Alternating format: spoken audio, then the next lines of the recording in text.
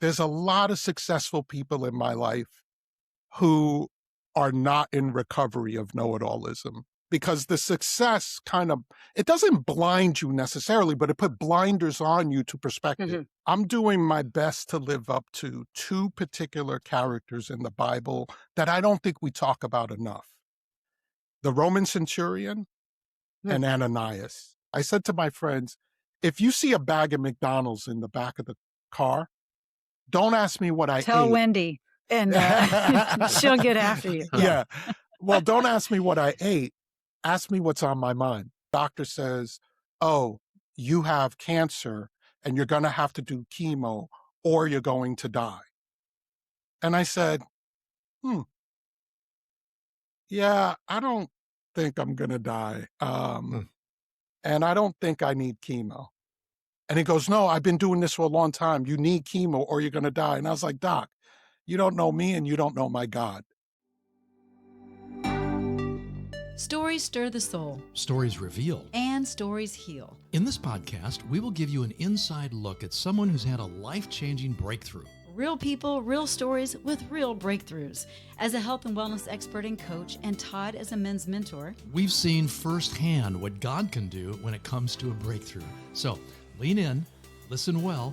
This could be your biggest breakthrough. Hello, and welcome to Your Biggest Breakthrough. I'm your host, Wendy Pett. I'm your co-host, Todd Isberner.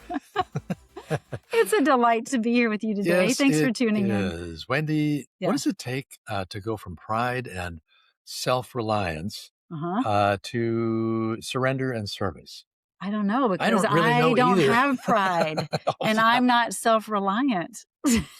Ever. Oh, my goodness. We're going to have a separate podcast just about true confessions. Oh, okay. Well, today's guest, Phillip Gornail, I know him as Phil. He's a great friend over the years, and he has lived that journey in just a way that very few people ever will. After walking through a divorce, a deep personal struggle, and even life-threatening illness that led to a heart transplant, everything changed. Yeah, he's been through it. I mean, literally, he received a new heart.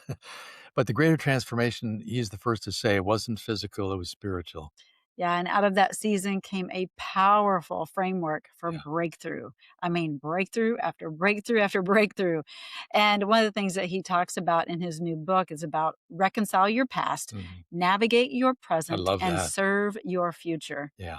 So if you've ever wondered, is God going to really be able to use some of these terrible things in my life, my lowest moments, my pain, my pride, even my failures, so that he could build something maybe purposeful? Well, then this conversation is definitely for you. Yes. So Phil, I'm going to say his full name, Phillip Anthony Gornail. It sounds so regal or royal. Yeah. He's a class act. He is also known as the recovering know-it-all. Wait a minute. Do you like that? Recovering know-it-all. Yeah. There's hope for me. Can you relate? There's hope for me. He is an author and spiritual guide focused on transforming pain into purpose. And with 3 decades of experience, Phil explores life's toughest challenges, and those things are loss and relationship strain. He uses personal storytelling and biblical wisdom and practical frameworks to help individuals emerge stronger. And he's written several books, and a couple of his notable works are Prayers for the Living, The 4-Step Plan, and The First 3 Steps. And that's one of the books that we're going to be talking about today. But each are offering unique insights into personal growth and great resilience. Yeah. So he's also a former podcast host. He's got over 250 interviews, and he's engaged with all kinds of diverse voices, sharing stories of redemption and resilience. And then he co-founded a men's ministry, and I love this, at Heartway Church in Davie, Florida, where he leads discussions on faith and purpose. He's really mentoring men in their walk with Jesus. He's also fluent in 3 languages, so I feel like a real dunce in front of him. Where's your dunce hat? And inspired by his own miraculous recovery from illness, Phil's mission now is to inspire others through authentic writing and speaking, where he emphasizes love and connection and service in personal relationships. Enjoy this episode. Well, welcome, Phillip. I know you as Phil Gornail, to Your Biggest Breakthrough. We are delighted to finally have you on. I've been trying to get you on for some time now. Yeah, I'm healthy enough at this point. Thank you so much. Praise the Lord for that. Yes. 100%. He gets all the credit. Yeah, and for those who are YouTubing it, you get a nice close-up of that handsome face and that smile. That is the smile is perpetual. I don't know if you painted it on there or what, but we're going to get into how come he's got so much joy. Yeah. So first, we want to talk, Phil. You know, I've known you for a while. We met through a mutual friend, and you've been known over the years as the recovering know-it-all. And so I think we should start there because what's a recovering know-it-all? Well, you know, I've coined the phrase when I turned 30, thereabouts. I had done some work with Landmark Education, and it's quite simple. If my life was so great, why did it look the way that it did?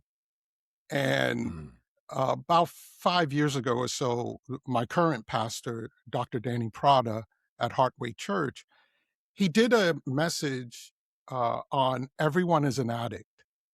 And he was basically iterating the 12 steps for life, right? And in the first 5 minutes, he was like, I'm looking around at the congregation and y'all are looking at me like I'm crazy because you don't drink or you don't smoke. But he said, we're all addicted to the way we think.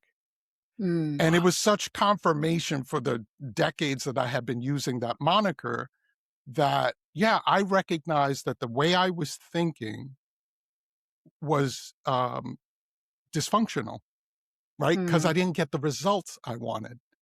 And so if I'm the smartest guy in the room, or the context I held information and intellect wasn't getting me the results it should have, I needed to change. So that's where that started. It's so good. Well, you're talking to so many people right now. Because we think we know it all, got it all figured out. Man. Yeah. Not you though, Todd, not you. Of course not. No. Well, so that sort of first dawned on you, and then take it from there. When did you start to realize that something really had to change? And then how did you start to pursue the changes that you knew had to take place? So without the help of mentors and the acceptance of feedback from trusted, loving sources, I couldn't get there. When I was introduced to the Landmark Forum, and anyone who's familiar with its origins with Werner Ehrenhardt and and the various iterations, MindSpring, Momentum Education, the technology is simple. We mostly operate in the space called what we know and what we know we don't know. But the technology operates on what you don't know. And it's opening up new distinctions for your ways of being.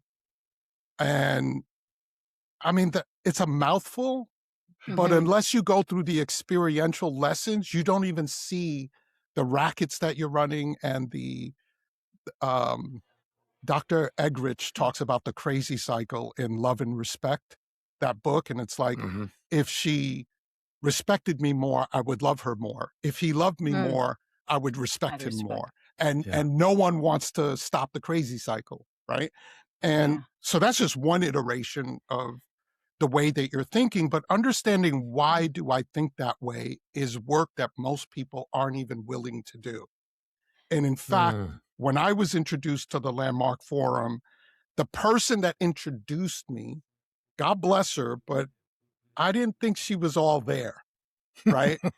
I'll just leave that there, okay? Because I don't know if she's ever going to see this, okay? But I thought she was inviting me to an Amway meeting, okay?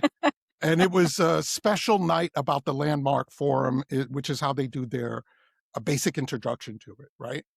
And I sat through the thing and I was like, oh, this is personal development.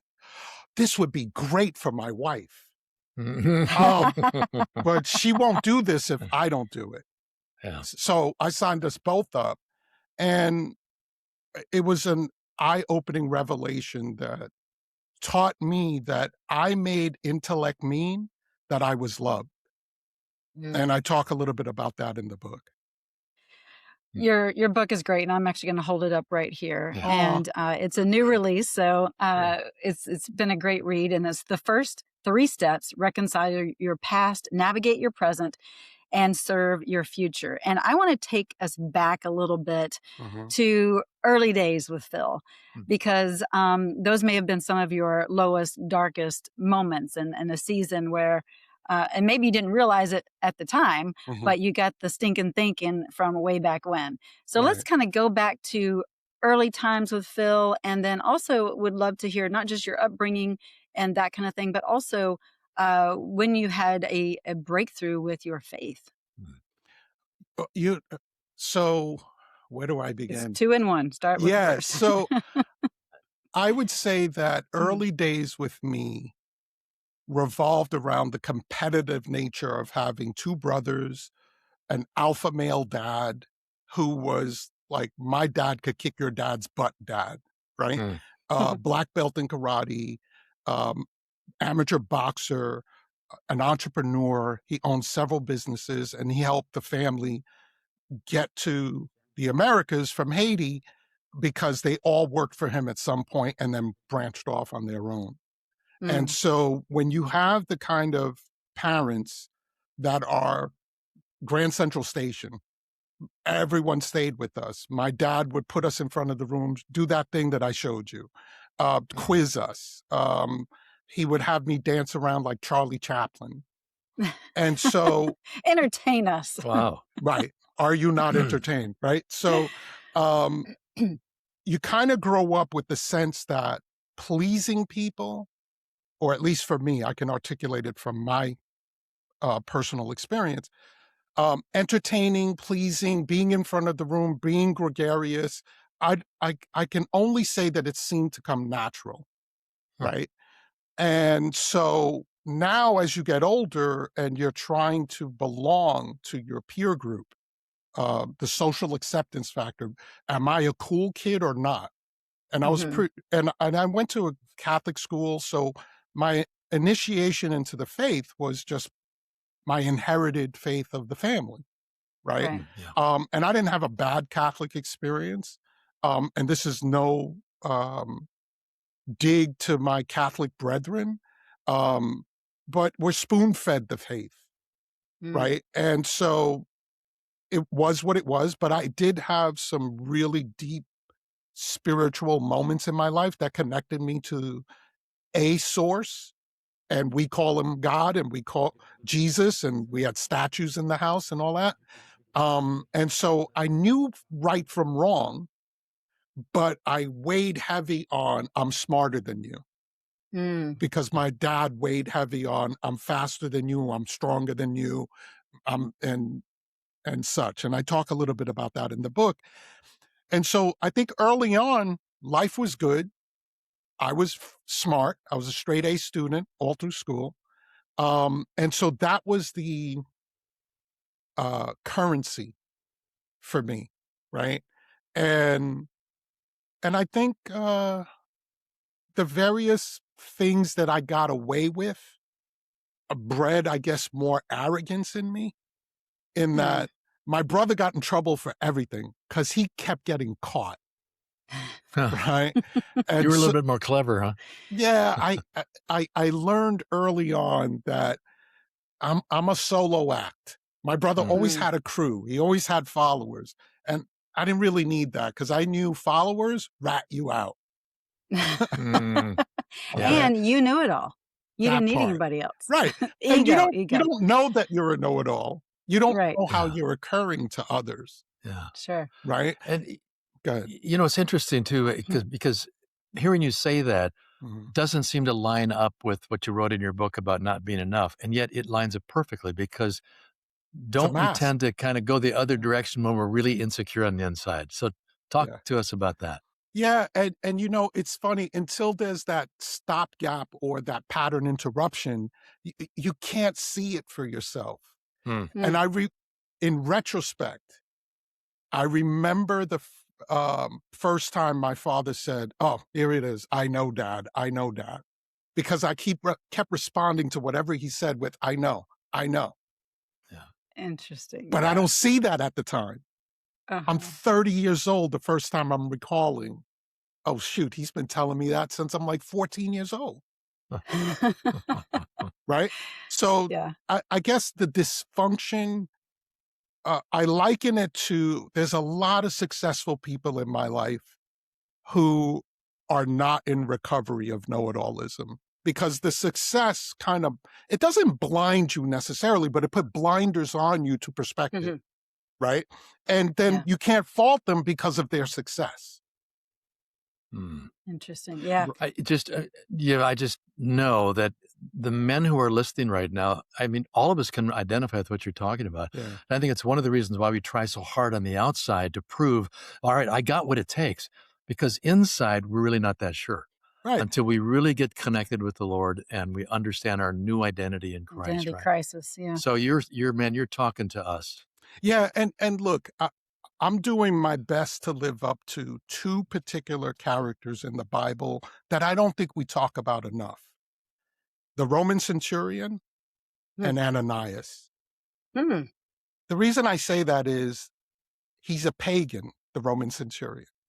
There's no Yeah. such thing as Christianity, right? The only context we're given is that he's favored by the Jews because he helped them build their temple, right? Yeah. And the man says something that the Bible prefaces with, Jesus was amazed. And when you think about that, Good. right, this is the all-knowing Son of the Father. How do you He is surprise amazed. God? Yeah. Right? That's good, Bill. And then he says, he looks at his disciples and says, in all of Israel, the chosen people, right? I have not seen faith like this. And I often ask people, faith in what? Right? And people don't necessarily get it. And they go, wait, remind me of the scripture. I said, he gives it away when he says, I am a man of authority. I tell men to go, they go. I tell men to stay, they stay. If you only say the word, I know my servant will be healed. And so he had faith in Jesus's authority. And so Good. I'm looking to be that guy, irrespective of doctrine, who trusts so much in God's authority over my life. And then I'll skip to Ananias. We have zero context for Ananias other than that the Lord spoke to him in a vision. And at the end of the day, he repeats what basically Jesus says in the garden, your will be done, right? He goes and does what God asked him to do to remove the scales from Saul's eyes, and then you never hear about him again, right? So for me, He's that's obedient. that's the contrast. Like, it's not the doctrine, it's the relationship.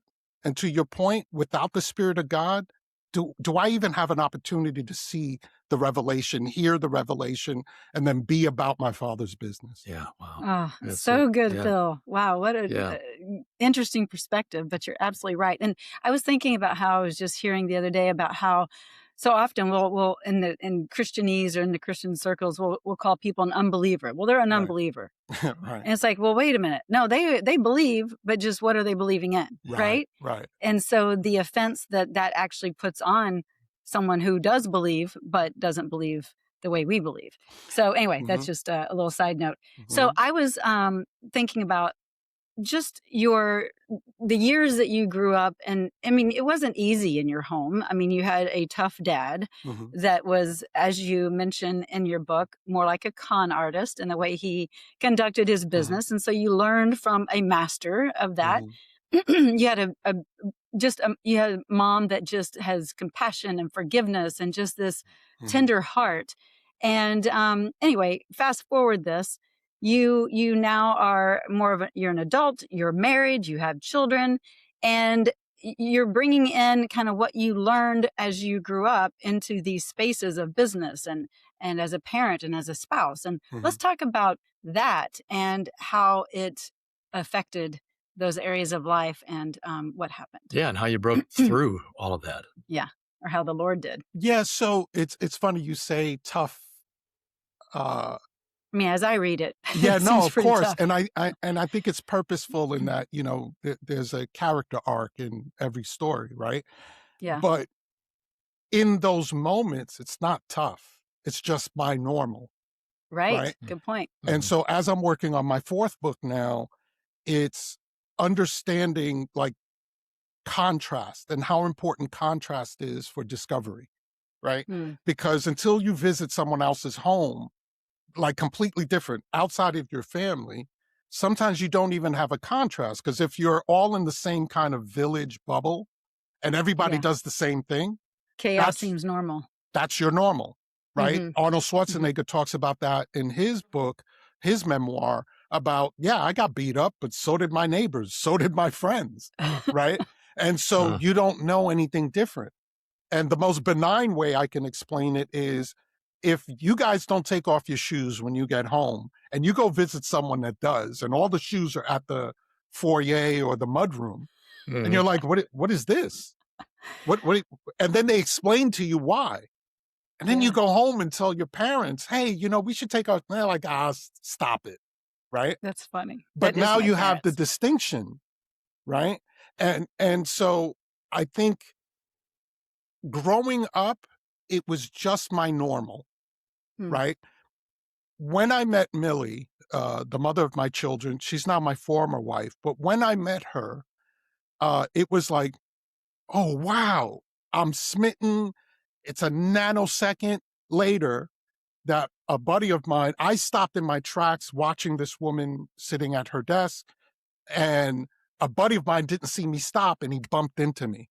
His name is Ricky. Ricky will remember this moment. And I looked at Ricky and I was like, who's that?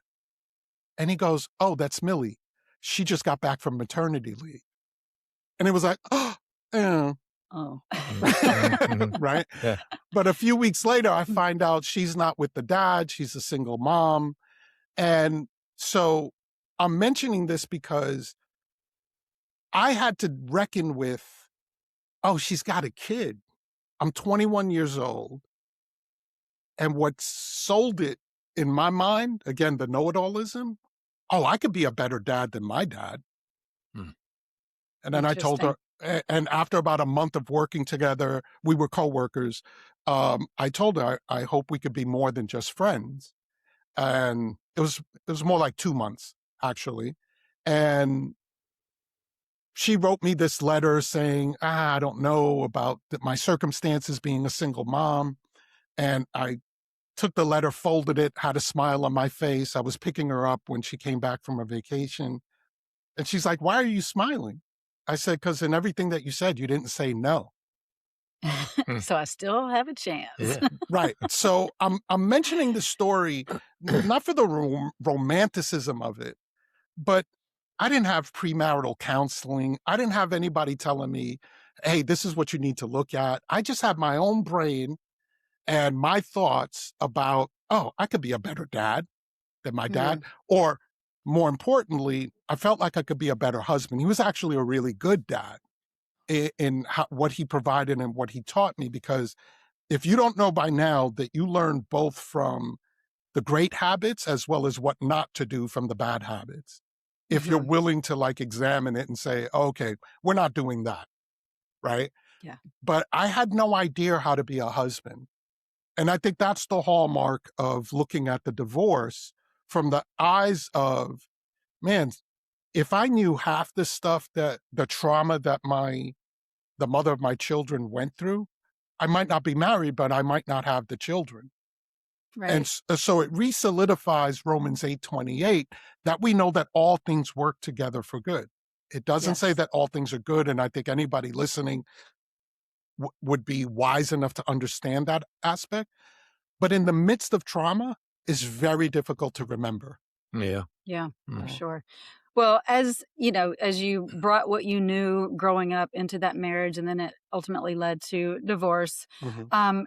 you had a moment where you had a serious dark night of the soul. Right. And I want to talk about that because some people listening might be in their dark Mm. night of the soul Yeah. Sure. and need to hear the hope that you experienced and that you can bring forth. Yeah. And I think it's really important to understand context, right? Mhm. There were several iterations of failures of my own behavior, right? And one of the first things that my mind taught me or told me was, I can't trust Millie with the truth, Mm, right? yeah. Because I interpreted the first few times that she wanted out of the relationship after we were together as, oh, she just found out this and she makes it mean I'm out of here, right? And then I learned that that was basically her mother's Hmm. intervention, right?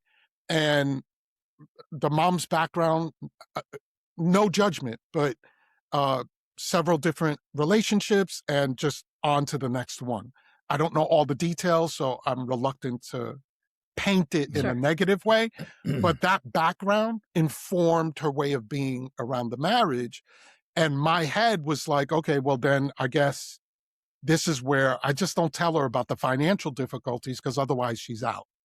Right. Mm, And so hmm. I developed a habit of just, I'll take care of it. I'll take care of it. Don't tell her because let me keep her happy. Mm. Mm. Right. Yeah, And that actually could speak to somebody right now, Phil, Yeah. because, marriage is it takes work, as you know, and it takes communication. And when you 100%. don't have it, then yeah, there's Okay. some So, crumbling that happens. foundationally, it's cracked. Yeah, Right. right. And let that Hmm. go for, we were together 13 years in total, but um, in after 9/11, business collapse. We had moved to Florida just 2 months before that. My savings were getting depleted little by little. Um, I have to start commuting from Florida to New York to keep my old clients. 4 or 5 days a week, I'm out of town. I'm home Mm, on the weekends while she's raising the kids. And so a lot is collapsing, yeah. right? And Hmm. then the debt is getting crazy. And um, You felt the weight. yeah, a lot of weight. And then there was a financial, it's debatable as to how this went. And so this is my version of it. Okay. I'm very Mhm. clear on that. I needed the tax returns that year to pay off some debt. And I was accused of stealing her money. Mm. Okay. Mm, And so now she finally said the D word of, I want a divorce. And then a series of events, including being kicked out of my house, and the paperwork is filed. And I basically said, look, you could have everything, just don't tell me when I can see my kids. mm, But I'm out of the house. I'm not waking up with them. I'm not there to make them breakfast. I'm not taking anyone to school. I'm taking my daughter to daycare. Um, she's a year old, it's hard. and Hmm. it's May. The divorce is final. I get the paperwork. I've lost everything. I've lost my identity. I've lost all the things that I felt made me who I am. And I figured I'm better off not here. Mm, And there's a particular highway in South Florida in Broward County, I-75. Anyone that knows it in that area, it's a fast highway. It's a 70-mile-per-hour speed limit. It's trucks, and it's 2 Mhm. a.m. and I decide I have to go south to go to where I was staying, but I'll go south on the northbound side and I'll just Mm. beeline for a semi. It'll be mm, clean. The driver will be safe, I hope. But it's 2 wow. a.m. And as I'm approaching the highway, I'm seeing some modicum of cars, just no traffic, but it's 2 a.m. and it's Florida. So everybody goes to bed. Um, I go to the off ramp using it as an on ramp. Mm. And it's one of these off ramps that's somewhat circular, right? Mhm. And it was like as soon as I passed the do not enter sign, very great figurative there. Hmm. Um, it was like I went through a portal. Um, and everything slowed down. And all I heard was, for I know the plans I have for you, plans for you to prosper, Jeremiah. Um, and I know the number of hairs on your head, and Romans 8:28. I just kept hearing scriptures. And then I heard my sons, Kyle, Gabriel, and Jordan, in kind of unison saying, but why, Dad? But why? But why, Dad? But why? And then it occurred to me that my daughter wouldn't know me. She was a year old, a year and a couple of months. And I stopped and I just reversed out. And at this point, I'm not even 100 feet from the highway, right? That whole time, not one car passed by. Praise God. Yeah. Not one. Okay. So I back out. I sit at the swale of the side of the road. I cried my eyes off. And I talk about that in the book, but it was the beginning of kind of a figuring out who are you and whose are you, right? And I wish I could tell you that it was immediate, but if it were not for the men's ministry that showed up right after that, literally, if that was a Monday, on Wednesday, I was invited to a retreat that Friday. And it that's the changed. Emmaus group, wow. right? Yeah, Emmaus. yeah. And it changed my whole outlook, Wow. right? But it still took a long time for me to like figure it out. Yeah.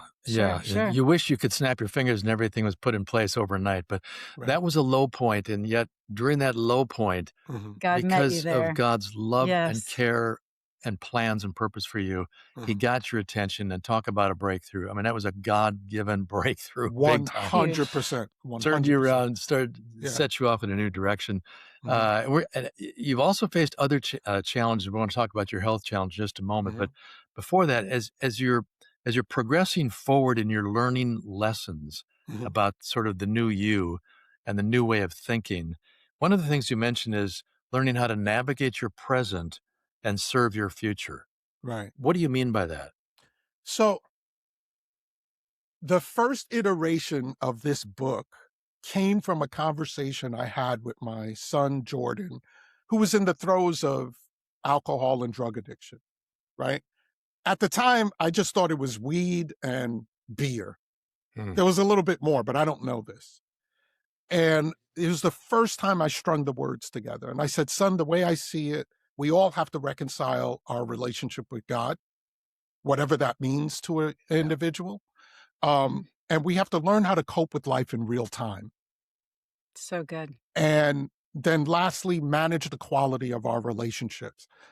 Again, it was the first time I strung those words together. I'm trying to reach my 21-year-old son. And I didn't know where it was going to go from there, but I knew those words weren't mine. I knew they came from a divine appointment, right? Yeah. But I didn't know what it meant 100%. And so coping with life in real time, what I recognized was through the men's work I had been doing, drinking and alcohol is a coping mechanism. Shopping is a coping mechanism. Eating. Social media. Yeah. These are all coping mechanisms, but it doesn't mean you're really coping if you're not dealing with the feelings and recognizing who's in the room in your mind. Right. And so one of the things that happened for me to get me over the hump was I recognized, for example, I said to my friends, if you see a bag of McDonald's in the back of the car, don't ask me what I ate. Tell Wendy and she'll get after you. Yeah. Well, don't ask me what I ate. Ask me what's on my mind. Ooh, that's good. Because I recognized I would eat junk because I wasn't feeling good about Phil. Right. And so how that transferred was I started identifying all of the ways of being and feelings I had that were low self-esteem or unworthiness, right? And where they were coming from. And so I recognized also I can't just kick them out of the car, but I can threaten them to kick them out of the car. But the main thing I had to do is I couldn't let my emotions drive the car anymore, right? And so good, Phil. So I would see the McDonald's and be like, Only thing I could get there is unsweetened tea. That's it, right?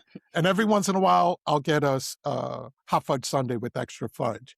But I'm not going to get the double cheeseburger and the fries and the supersized drink, because that would mean I'm not coping, Mm.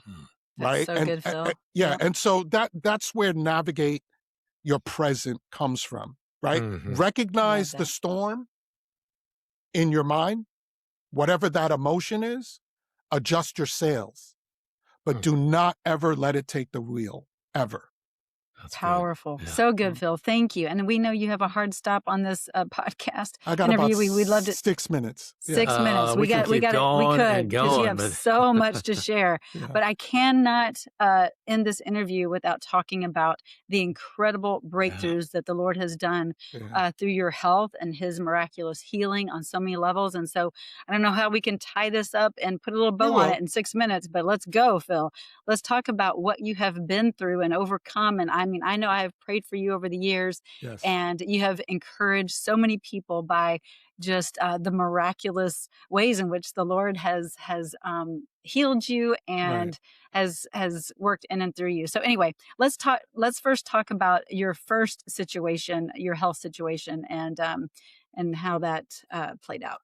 Yeah, I guess the way to summarize it and give it the meat it deserves is to understand how God prepares you for everything. And everything that's occurring in this present moment is not about this present moment. Yeah. It's understanding process. And so I'm grateful for landmark education. I'm grateful for how I saw my dad and how I figured out what that meant and the racket I was running. I'm grateful for business failure. I'm grateful for the divorce. I'm grateful for everything, right? Mm. I could not be prepared for the diagnosis of cancer and acute renal failure had I not recognized the preparation for it, right? And so what I offer to people is, and this is part of the second book, there is nothing wrong. Nothing is wrong. There is only something to learn. And I thank God for the presence of mind to understand what I had learned up until the point when the doctor says, oh, you have cancer and you're going to have to do chemo or you're going to die. And I said, yeah, I don't think I'm going to die. And I don't think I need chemo. And he goes, no, I've been doing this for a long time. You need chemo or you're going to die. And I was like, Doc, you don't know me and you don't know my God. It's right? good. I think Yes. I want to boost my immune system before I put any poison in my body. So, Yes. and I'm telling you, in the same way that I'm saying it here in this tone, I don't do high highs and low lows anymore, right? And so I literally patted him on the shoulder and I said, I'll be in touch. And he was like, no, you can't. Love it. He's like, You're no, fired, Doc. I have to book, you have to book an appointment at the front desk. I was like, you guys have my number. So, and I left. Now, a couple of months later, I'm going through this holistic protocol. I went in on a Monday. I had gone from 210 pounds when I got diagnosed down to 170. I was juicing. I was trying all these different holistic naturopathic methods. On Monday, I get weighed. On Wednesday, I'm told your kidneys are failing. You have to do chemo. It's like, okay, we're doing chemo. I was like, okay, Lord, where do you want me to go? Who do you want me to meet? What do you want me to learn? What do you want me to teach? Because we teach what we most need to learn. And so I learned about the unforgiveness and contempt I still held for my dad and my ex-wife. And I did that work with the help of my friend Pamela Gregory, whose ministry is healing through forgiveness. Yeah. And make a long story short on that one, I went from 170 down to 145 during the chemo. I told the kidney doctor, yeah, I don't think I'm going to need a transplant because you don't know me and you don't know my God. 2.5 months later, my kidneys came back and surprised all of them, right? And I talk more about that in the book. You're going to have to get the book to get those details. Yes, get the book. definitely. Selfless plug. And then fast forward to December of 22, and a side effect of the chemo, at least for me, was heart failure. And had I not gone through what I had gone through when that diagnosis came, it might have floored me, but my brother was with me. The doctors around me were from the same hospital that treated me for the cancer, which had now been absorbed by NYU, which is another piece of God's providence. And they said, I'm sorry, the chemo is causing heart failure. My heart was pumping at 15%. Wow. Wow. Yeah. And so fast forward, there's more details in the book, but when my cardiologist mentioned you might need a transplant, and he gave me all of these various scenarios as to if this happens or if that happens. And share the stats on that too, by the way. Yeah, so I'll get there. And so he goes, so what do you think? And I said, about what? He said, about what I just said about the transplant. And I said, I'm not thinking about it because I want to cross the bridge when I get to it. You said if. And he goes, you're not worried? And I said, would it help? And he was That's like, good. yeah, I guess not, right? And so here are the stats. Less than 5% of the people who need a heart ever get one. Mm-hmm. Over 35,000 people need a heart annually, right? And mostly it's because of comorbidities. They have other issues that it doesn't make sense to put a healthy heart into that body, right? Right. You could get it from up to 3,000 miles away, 3,500, depending upon where you are. It's gender agnostic. It just has to be body mass and, blood type and all those various scientific things that I don't know the words. And bottom line is, what I'm very clear when he said this is that there would be a family grieving for me to live. I knew the part about someone dying. I'm a donor on my driver's license. Yeah, right? so am I. But what I recognize, being a man of faith, that's just the beginning of the next step, right, in our journey. You're complete here. So I'm not grieving this individual. I'm grieving with a family I don't even know. Right. Yeah. Right. And I ask my friends not to pray for me. I'm ready to meet my maker, but God's plan supersedes mine all day, every day, right? And so the reality is there'll be a grieving family, and we need to undergird them, because here's how I got over my divorce and this. I was sitting in the movie Cold Mountain with Jude Law and Nicole Kidman and Donald Sutherland. It's a Civil War movie, and Jude Law is courting Nicole Kidman's character, and he goes over to meet the minister, her dad, and he says, if they come around, are you going to join the war? And he says, I suppose I will. And then Donald Sutherland, the minister, says, then I pray the South a victory. And Jude Law's character said something I will never forget, because it was my final date night with the woman I was trying to save my marriage with. Okay? Jude Law's character says, I think God is just about done with both sides of that prayer. Wow. And I looked at the woman sitting next to me. She's looking at the screen. I look back on the screen. I don't remember what happened next. And I'm like, Lord, I'm praying to save it. She's praying to get rid of it. I don't want to be the reason for her discontent. So that's when I surrendered the marriage. So now here I am, and my friends are going to be praying for me to live, and no one's praying for somebody to die. Right. And I don't want people who are praying for someone to live, because I don't know what tragedy will befall my donor, and have them lose their faith because their prayer is unanswered. And I'm very aware of that tension, and I can't bear it on my own. And so I asked everyone to please pray for a family, because the inevitable is the inevitable. We're all born to die. Yeah. But I can't stand somebody losing their faith because of me. Yeah. Wow. Well, I know that I have prayed for you often, and even Todd has too when I've shared about Mhm. you. He didn't know you then, but joined me in that agreement. And so I think of how many people you have encouraged and influenced because of the way in which you see. You're just wise in the Mm. sense of how you are living your life, and it's for His glory, and you're humble about it. Where maybe back then in the recovering know-it-all years you wouldn't have been, but now you are. And I think of how you've had this heart transplant, and it was from a family Yeah. of beautiful people Yeah. that it was their son. He was 21 years old, correct? Construction worker. Jacob And Rhodes. and you Yeah. got to meet this family. Wow. Yeah. I mean, And so I'll just interrupt you real quick. When I yeah. went to the first heart transplant support group meeting, I met about 20 different recipients. None had met their donor family. Several didn't want to, and they were Yeah. trying to discourage me. Or in terms of manage my expectations that it never happens, right?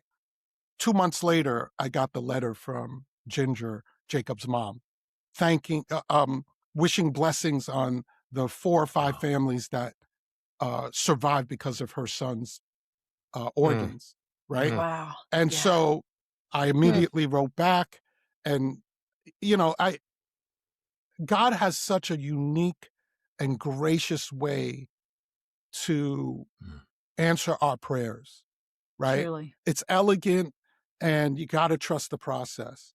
And I was just so determined. The same way I knew my kidneys would come back, the same way I knew that I would be healed. I Mhm. believed I had to meet these people. The fact that they're also believers is the icing on the cake, but I wasn't married to that, Yeah. right? Yeah. I just knew God's got a much bigger plan, and this moment is not about Phil. This is about the people I get to help, because the scriptures are clear about the stuff that we go through, what it builds in us and what it's for. Mhm. And it goes back to, why was the man born blind? To glorify God. Mm. Because if Moses would have gotten to Pharaoh and said, let my people go, and Pharaoh said, oh, okay, since you asked so nicely, Moses gets credit, right? Good point. The Right. plagues are necessary, Yeah. right? And plus, the scriptures tell us he hardened Pharaoh's heart. Yeah. It's all Mhm. part of the narrative. Yeah. He is the Yes. author and the finisher. And So we so have to I'm just doing trust. my best to live through the Marvel Cinematic Universe scripting. And anybody who's a Marvel head like me, you know that the actors don't get the scripts in advance. They get it Oh. almost near the day that they're shooting, I and they didn't get a know little that. piece of it, Huh. Oh, I did not right? know that. That's cool. Okay. You got to put a lot of trust in the writers, that's for sure. Yeah. Just like you put a lot of trust in the master writer of the story of your life. And Amen. Phil, you're so inspired. And what we really love most is here God has given you a new physical heart, but it's so obvious that He's transformed the spiritual heart within you so that you could be prepared for everything that you've been through. And in hindsight, looking back to see with the perspective that God put all of this together, nothing is wrong when you trust in Him and believe His plan and His purpose is perfect.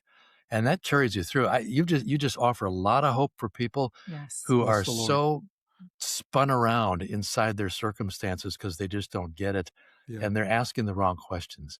And you have helped to answer some of those questions and really encourage us to just keep trusting the Lord. So, 100. man, thank you. And it's so we haven't been able to get into it, but if you read the book, you'll find out Definitely. Right you're here. very involved. I love the fact that you're mentoring men. You're in part of Emmaus. It just, you're giving back. And I think that's what's given you such great joy. So Yeah. bless you. Yeah, 100%. Look out for Heartway Church in Davie, Florida. The name of the ministry there is The Way, the Truth, the Life Men's Ministry. We have another retreat coming up in, I think, the week before Easter. We're just locking down the venue. And so the first retreat is called The Way. And it's based on I don't know if you're familiar with the Fourth Day movement. It's the day after No. Jesus rose. So Emmaus and other Crucio and other types of retreats that are based on the day after, what happens the day after Jesus rose again. Cool. Right? So that's what it's Love based it. on. But Well, thank you I so will much. put that in the Yeah. show notes. Appreciate you so much. Again, Yeah. the book is called The First 3 Steps, Reconcile Your Past, Navigate Your Present, and Serve Your Future. And that is what you are doing. You're a great model. Yeah. And I appreciate your friendship. And Bless the God Lord. bless you, my friend. Yeah. Bless the Lord. I thank you Thank guys you. so much. God bless you. God Thank bless. you. All right. Thank you so much. That So was powerful. Oh my gosh, such a powerful episode. Thanks for tuning in. I hope you Yeah. enjoyed it as much as we did. Yeah, we're so grateful. You know, Phil, he shares his story in such an eloquent way, but he's so open, he's so Mhm. transparent. And, you know, his journey reminds us that God doesn't waste anything. Nothing at all. And so if you listen today and you are feeling like you're stuck in regret or pain, or maybe you've been a little self-reliant, Mm, let this be your reminder that breakthrough doesn't start with that perfection place. It really starts with that surrender. yeah. And so maybe your first step is really to just reconcile your past. Mhm. Maybe it's about navigating, you know, where you are right now. I love that idea of navigating your present and really kind of prepares you for the future. Or Mhm. maybe for you today, it means stepping into service instead of just staying stuck in, you know, survival. Yeah. Yeah. God is really and still is in the business of heart Yeah, transformation. yeah, Yeah. true. Seriously. Yeah, and so maybe your breakthrough just starts right now, beginning with a new heart. Yeah. Oh, that's so good. I feel like I should drop the mic on that and Mm. close this podcast, but I can't No, there's something to give because away. there's something to give Yeah. away. So, Phil said that if anyone purchases his book, The First 3 Steps on Kindle, then they would receive a hard copy, a signed hard copy in the mail, but you would need to leave a review. So the first 2 people that do this and they leave a review and in the comments, they say that they heard this on Your Biggest Breakthrough, then he will send you a signed copy Mm. of his book. You know, it's an So- easy read too, and it's his story with all sorts of lessons woven in. It's very profound. And entertaining. It's an interesting read. You're gonna like it. Yeah. All right. So thanks so much. And please share the show with others. God Yeah. bless you. And we'll catch you next time. Take care. Well, that's a wrap for today's show. We hope you enjoyed it. As always, we love spending time with you right here on Your Biggest Breakthrough podcast. We look forward to seeing you on the next episode. But until then, just head on over to yourbiggestbreakthrough.com where you'll find some free resources and information and a place where you can comment, and we would love to dialogue with you there. Thanks so much for tuning in, and we'll see you next time.